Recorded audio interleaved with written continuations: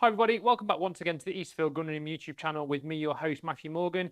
As ever, I want to thank everybody for liking the videos and subscribing to the channel. We do appreciate your support. If you do enjoy our videos, do give us a like, do give us a subscribe because it does help grow the channel.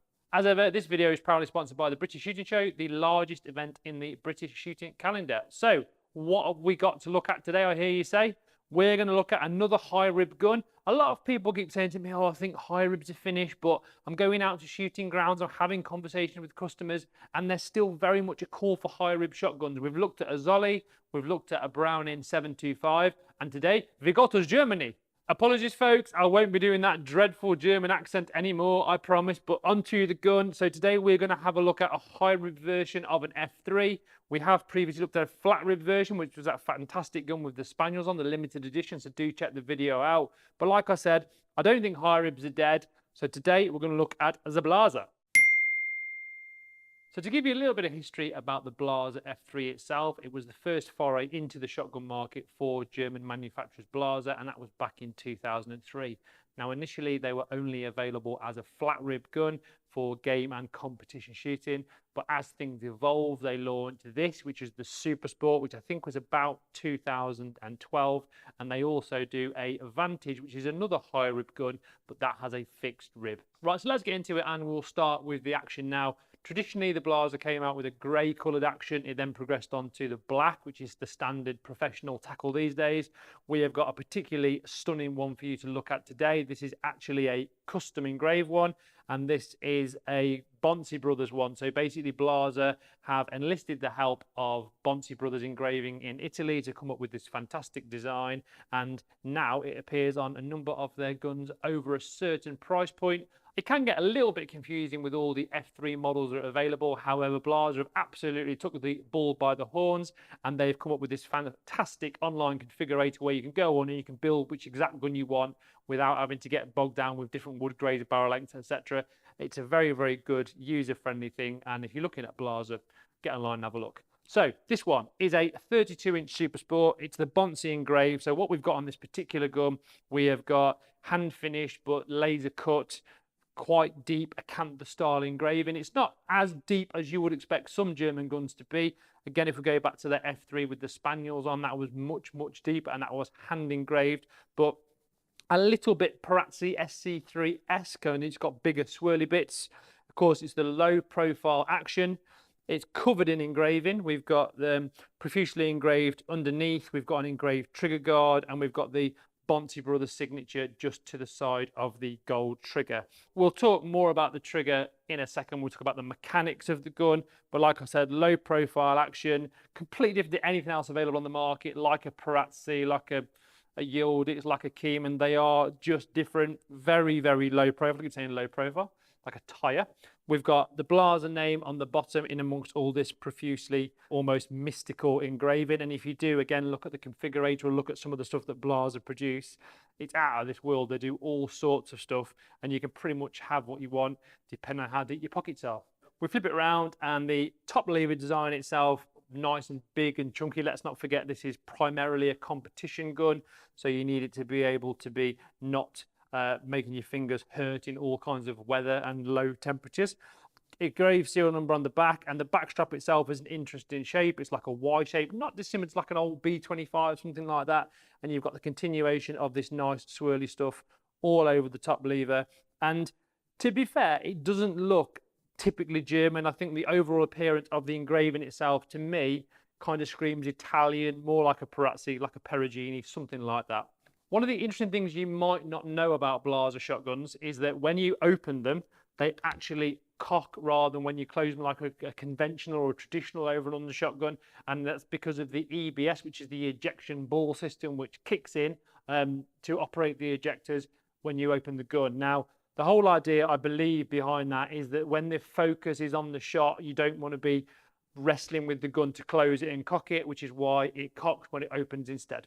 So if we have a closer look inside the action, you'll see it's very different again, because what you've got is you've got this removable breech plate. So in terms of a serviceable part, when the gun gets worn after a few years, that can be completely replaced. And it's got the locking bolt coming out the bottom of the action, which locks into the base of the barrel lump.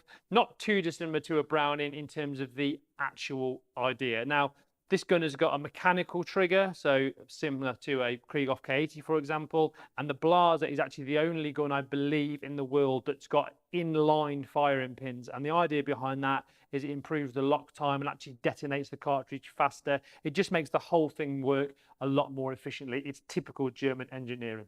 Another cool bit of German engineering, you'll notice that on the safety catch on the back, this is a manual safety because it's a competition gun, is that there isn't a selector to be able to get in the way. Sometimes people can catch them and change the barrels unnecessarily. The selector on this gun is actually positioned in front of the trigger, so out of harm's way. So you want to fire the top barrel or the bottom barrel, you push it across accordingly. The trigger is adjustable. There's no specific set positions like you would get with a Browning or a Beretta. It simply goes backwards and forwards to its fullest and its furthest point, depending on what you require in terms of a length of pull. So onto the barrels, more German technology. Now, the thing with the Supersport is it is the gun that has got a fully adjustable high rib. And what I mean by that, not dissimilar to the ProMaster, not dissimilar to the Zolly Z Sport, is that you can change the point of impact. So that makes it a very versatile gun for all disciplines of clay shooting, because you can change that point of impact. You can go from 50-50, 60-40, 70-30, and that is all done by slackening off a grub screw at the front of the rib, pulling it up, tying it up, and then also in addition, you've also got a hanger system like the Krieghoff K80 where you can change that and change the point of impact even further. Because what that does is it pushes the barrels either closer together or further apart depending on the number on that hanger. So the fully adjustable rib itself is of alloy construction. It's got a slightly tapered rib. I think it is something like 11-9, don't quote me on that, with this slight ramp at the back. And you'll notice in terms of reducing the weight of the gun, and because you need this for the hanger system, there is no center rib whatsoever. All we've got is we've got this block here where the barrel weighting system can be applied depending on how heavy you want the barrels to be, and I think they're 42 gram and 20 something, but we'll have a look at those in the case. But this gun, being a competition gun and a top end competition gun, has got barrel weighting system and stock weighting system as well, so you can kind of get the balance exactly where you wish. The barrels are of a matte finish, and what Blaser do is I believe they blue them and then nitride them. I don't know whether it's blue then nitride or nitride then blue, but you get this very sleek looking matte finish, completely anti-glare, which more and more manufacturers are starting to look at matte finish, but I think Blaser have always done it. I don't even think there's an option for a gloss finish even on the game guns, which of course is not going to be the situation where you need anti-glare. Blaser have their own back boring system of barrels. It's called a triplex system. Their overboring is 18.7, so we've got a nice bit of overboring with these long chokes at the end, and as standard they come with a set of 5 Briley Spectrum chokes with these cool little coloured bands on. Of course you can buy flush fitting chokes should you prefer that instead, and there's always the option for Teague, Belek, whatever aftermarket might take your fancy. We talked about the EBS system here, which is the ejection ball system. The ejectors, I have to say, on a Blaser are quite complex. Typically here in the UK, the idea is you have your Blaser serviced every 2 years, and that upholds the warranty. It means that the gun just keeps running nice and smoothly. One of the big differences between the very early production guns between 2003 and about 2009 or 10 is that they changed the degree, the angle on the bottom of the bite, which locks into the action, and that just makes it again more efficient and more smooth, and it means that the gun can't have any issues in terms of excess locking up when you need to open it. That is pretty much the barrels. Steel shot proofed, very, very strong barrels. And an important thing to mention with Blaser, with either the Supersport or the flat rib guns, is regardless of the barrel length, the barrels all weigh the same, which is pretty cool, to be fair. The Forend, while we've got it apart, we'll have a look at it. It is their beaver tail style. I mean, this gun is really designed at an out-and-out competition shooter. It might be a trap shooter, a sporting shooter. And certainly if we look at the trap discipline of that aspect, you'd be looking at a beaver tail Forend. You can also get them with a schnabel with a round, like many other manufacturers. Forend operation is done through this catch in the front, so it's push button. Now what that does is it means there's a nice blank canvas for checker, and it makes the whole thing look a lot more prestige. You've not got any catches sticking out. One thing I would say is just be careful if you have got a gun like this, because on occasion, if the forends get a bit hot, you know, we get a massively hot British summer, for example, they can get a bit sticky. So just make sure you keep that little slide in there nicely lubricated. Forend iron, very, very straightforward, but very well engineered, easy to remove as you like. Literally 2 Allen bolts through there, unscrew those, and the forend iron will come straight out. As this is obviously an engraved gun, the forend iron is completely engraved in line with the pattern of the Bonsi style on the rest of the action. It's a nice slim beaver tail, it's fully checkered. It's not like a big MK38 beaver tail, which you could argue with a gun like this and that big heavy weight, they could certainly have got away with something a bit fatter if they'd have wanted to. Again, that's just my opinion. So what about the balance? This is a brute of a gun. It's just over £9. I think there are a couple of stock weights currently in the stock. So if we would take those out, it'd be pretty much about the £9 mark. Remember, it's a very low profile design, but where it's set up at the minute is absolutely on the pin. Very, very nice.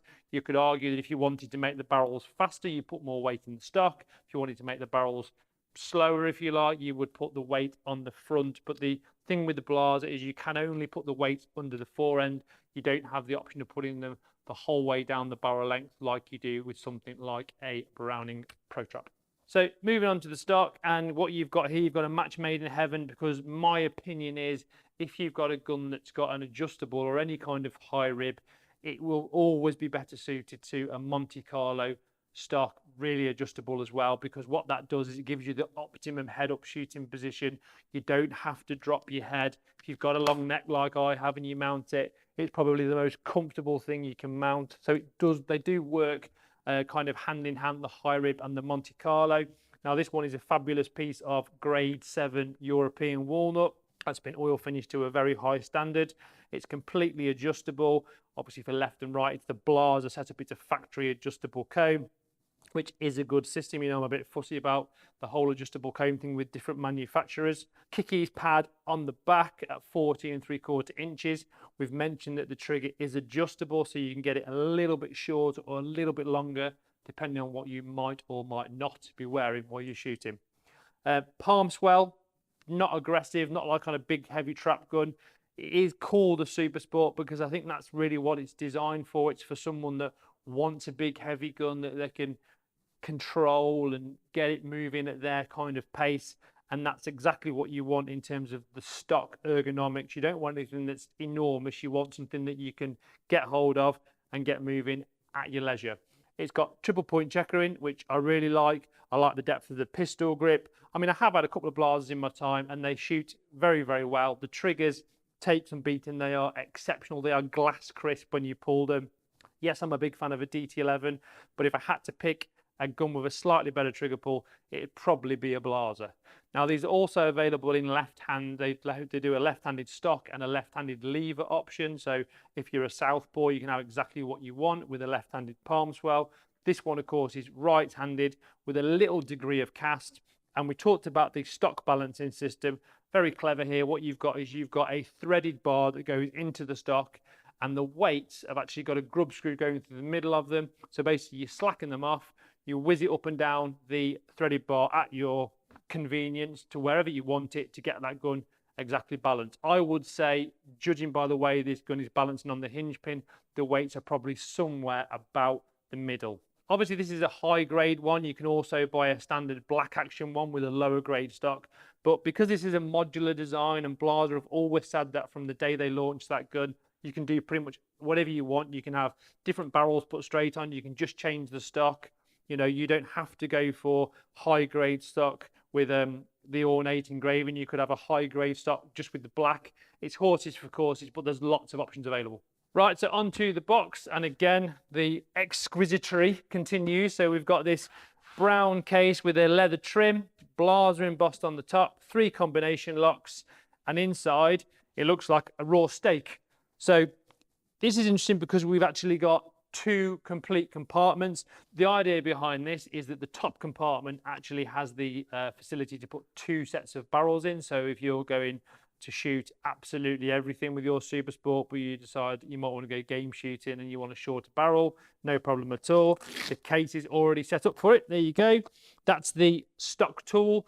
Again, another point with Blaser is they make sure that all their pads on their guns are pre-drilled, so you don't have to take the pad off to put the stock bolt tool up to get it nice and tight. However, if you do want to play around with the stock balancing system, you will have to take the pad out to get that threaded bar out the back end. We also get some nice little Blaser pajama socks, the F3 Bedungen Schlurgen Angdenschrumpt brochure, and in there that tells you obviously about the barrel weight. There's the threaded bar I spoke about. We talk about the stock weights, the barrel weights, how to adjust the rib. Lots of information in there, as you would expect. Exploded diagram, we like to see those kind of things, because when you've got these things like a Blaser, like a Krieghoff, that have got many parts in, and you go to your gunsmith, you try to explain, I need the little circlip that holds in the little spring that goes behind the plunger. If you've got one of these, it just makes it a whole lot easier. That's your tool for the stock adjustment, so that's for the adjustable stock. So when you take the actual comb off the top of it, you've also got a plate inside where you can slacken off the post and put the cast on accordingly, left and right. That's another one of those, because I think they're slightly different sizes. Really nice choke key. That's a Briley speed wrench thing with some nice little notches in. So one of the probably the best choke keys on the market. They aren't cheap, but I think you can also get them just for standard chokes. This one's got Blaser on, as you would expect. We've got an additional stock weight. There is the screw that goes through the middle of it, so you literally slacken that off. It's threaded inside, spin it up and down. It's a really good system that, you know, doesn't move around. Some stock weighting systems get a bit loose and a bit straggly, not so problematic with the Blaser. And then we've also got some additional chokes. So we've got everything from full through to cylinder. They also manufacture a 3/8 in the same Briley Spectrum range. Very good chokes. You won't have any issues with any of the patterns from those. And then we have got the full set of barrel weights. In the early days, they used to come with 2 long and 2 short ones. However, there was some issues with the long ones cracking under pressure. So now they just come with the 4 standard length ones, which can be put, like I said, just under the forend in terms of changing the balance in the hand. To finish off, I've not seen this before, we have got some special FET grease, which is obviously traditional Blaser German grease. This gun has recently been serviced, so I'm guessing that's what's come back as part of the service package. And that is pretty much it. If you are looking for a top end premium competition gun, you like the idea of the head-up position, so you've got the adjustable rib, you've got the adjustable comb. You can play around with the balance system in both the stock and the on the barrels. It's got an adjustable trigger. It's probably one of the most adjustable guns you can buy. Everything is there to kind of fine-tune to your style of shooting. Don't get me wrong, these guns aren't cheap. They are right up there with the costs of SC3 Parazzis, Krieghoffs, etc. But if you like that German engineering, that clunk when you close the barrels, then maybe it's something you should take a look at. And really the reason for this video was to kind of emphasize the fact that I don't think high rib guns are finished. Yes, they had a honeymoon period back maybe 8, 10, 12 years ago, but you do still see people using them. You know, a lot of Guarinis out there, a lot of this kind of thing, even some of the DT11 variant, which is the X-Trap, although I would say that was more of a dedicated out-and-out trap gun. This will do everything. It looks the part. It's a fantastic piece of German engineering, and I hope you've enjoyed looking at it. Today's video is proudly sponsored by the British Shooting Show, so don't forget to get those dates on your calendar now. If you have enjoyed the video, do give us a like, do hit subscribe, because we do appreciate your support. Don't forget to check out the website. Feel free to comment below about anything you've seen in the video, what you like, what you don't like. And from me and this German masterpiece, I'll see you next time.